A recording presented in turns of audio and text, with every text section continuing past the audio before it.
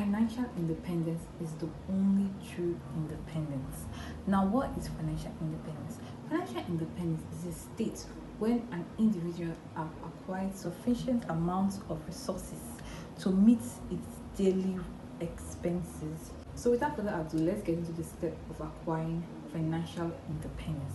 Number one is knowing the difference between an asset and a liability. An asset is a thing that brings money to you over time, while a liability basically is a thing that takes away money from you over time. Now, example of an asset.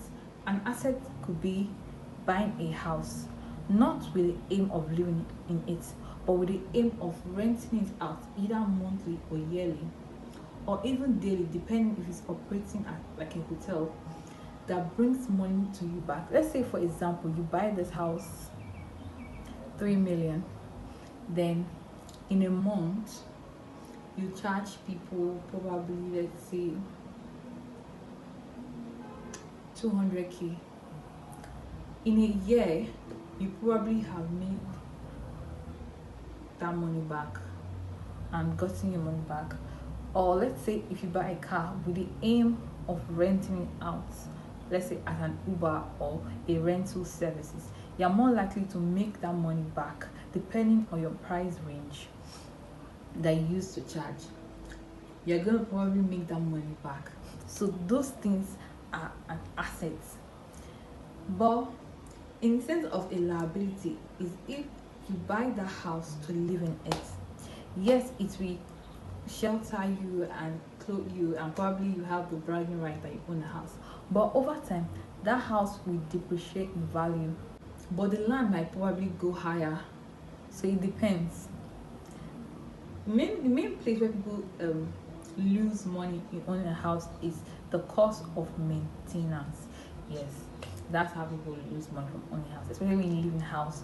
And a car too can also be a liability because the cost of fuel, cost of maintenance, and all of that can take away money from you.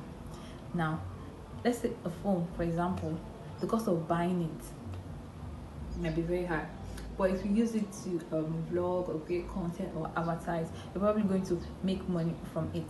Now that phone becomes an asset. So mainly it depends on how you use the things you own, which brings me to my next step: demand and supply. Now, why am I talking about demand and supply? Many people are waiting for this great idea or this big concept before they create something.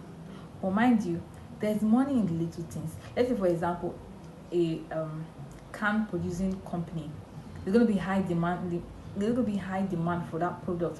Why? Because a lot of other people or company like containers that they can package their goods in, like a bottle or a can that they can package their goods and also ship it out. So the demand of a, let's say, plastic container business is going to be very, very high. Now let's also talk about Amazon. Amazon currently is worth $1.96 trillion. And what is a general concept? It's to build an e-commerce business platform where a supplier can meet a customer. So basically, if you can create an idea or a small product that people can buy from you over time, let's say, for example, you create a product worth, let's say, 2,000, then let's say 100 people get that product. How much is that? 2 million. So most of the time you don't really need like a big idea or stuff. You just have to figure out a product that is in high demand and supply it, So my next step is having multiple streams of income. Now, I don't know any rich person that has only one source of income. Many of them either own a business on the side, they're doing like a professional work, or they do real estate, or probably they're into a cleaning service or some other things. They always have, or maybe they own like a jewelry business, something. They always have multiple stream of income, because having multiple stream of income will help you attain financial independence quicker. And also having a passive stream of income, now which brings on other step, which is having a passive stream of income. Now, passive stream of income is a source of income that does not require your daily or immediate attention in order to bring money to you. Now, it could also be like a valuable item though. but mostly in case of today's video, we're talking about money. So a passive income can be an automated a course, for example, we have designed and posted it out. So let's say, for example, a site like seller.com, where people create e-courses and they post it there. So you can just sleep, and next morning when you wake up, you see that people bought your product and you made money. Yes, that is a source of passive income. Or mostly, let's say, rentals. People stay in your house, not really a daily thing. You have to go there every day. You stay in your house, and over time, it generates passive source of income. So yeah, my next step is setting financial goals. Now that you know all the stuff, what is your financial goal? What do you want to achieve? What is the state of income that you attain that will make you comfortable? Some people will be comfortable living, and it depends on your daily expenses and the type of lifestyle you want. Some people that daily life does not require lots of money to maintain. Some people that daily life requires a lot because they travel, they have a lot of needs, or people they are taking care of, or let's say they have eyes for expensive things. They like the luxury side of life. So those kind of people, their financial goals probably be very high compared to someone that they just prefer a more simplistic type of life. While there are some that their financial goal is to build generational wealth that you can pass from yourself to your next generation and beyond. So yeah, it depends on you. Yeah. Then my next step is to have financial budgets. Now, what am I my financial budgets? I will tell you about this 50-30-20 rule. Now, 50-30-20 budget rule. Basically, it's 50% of your income. It could be your monthly or daily income, depending on how this money comes in. 50% of that money goes to your needs, like things you really, really need, like food, feeding, your clothing. You need clothes and stuff like that. Yeah. So those will go into your 50%. Then 20% will be things you want. Probably could just be like, let's say you just need a bag or something, or some furniture. Not if you need it really, but you just want it.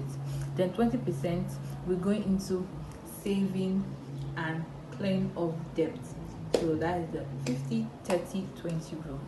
Which brings me to my next step: stay away from debt.